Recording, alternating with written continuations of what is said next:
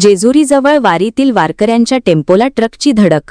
सांगली जिल्ह्यातील 3 महिला वारकऱ्यांचा मृत्यू, 6 जखमी. आषाढी वारीसाठी पंढरपूरकडे निघालेल्या संत ज्ञानेश्वर माऊली पालखी सोहळ्यात सोमवारी सकाळी भीषण अपघात झाला. पुणे जिल्ह्यातील जेजुरीजवळ भोंगळेमळा परिसरात भरधाव ट्रकने वारकऱ्यांच्या टेम्पोला मागून जोरदार धडक दिली. या अपघातात सांगली जिल्ह्यातील कसबे डिग्रज येथील 3 महिला वारकऱ्यांचा मृत्यू झाला असून 6 जण गंभीर जखमी झाले आहेत. मृतांमध्ये नंदा पवार वय 60, माधवी राजाराम सलगरे सरवडे वय 55 आणि राजश्री शंकर भोसले यांचा समावेश आहे. जेजुरी मुक्कामानंतर पालखी सोहळ्या पुढे मार्गस्थ होत असताना हा अपघात घडला.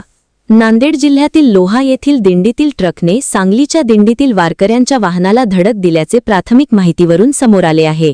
अपघातानंतर स्थानिक नागरिक व प्रशासनाने तातडीने मदतकार्य करत जखमींना रुग्णालयात दाखल केले. पोलिसांकडून अपघाताचा तपास सुरू असून ट्रक चालकाच्या निष्काळजीपणाची चौकशी केली जात आहे. या घटनेमुळे वारी सोहळ्यावर शोककळा पसरली आहे.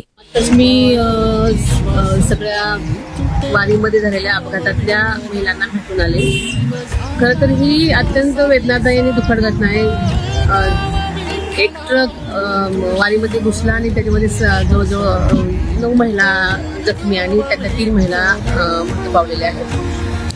त्यांना मी भावपूर्ण श्रद्धांजली वाहते आणि आताच मी जखमींना पण भेटून आलेले आहे. काहींचं थोडंसं फ्रॅक्चर झालेलं आहे आणि काही मुकामार लागलेला आहे. त्यामुळे त्या चांगल्या आहेत बाकीच्या सगळ्या स्त्रिया. आणि जशी मला लगेच घटना कळली मी लगेच इथे आले. मी ह्या साईडला होतेच, त्यामुळे मी लगेच इथे येऊन त्यांच्या उपचारासंबंधी सगळं देखरेखीखाली सगळे प्रशासनाला सूचना दिलेल्या आहेत की त्यांना सर्वतोपरी मदत करा अशा मी प्रशासनाला सूचना दिलेल्या आहेत. आणि मृत व्यक्तींना आपल्याला माहिती आहे की GR आपल्या महाराष्ट्रात मागेच निघालेला होता.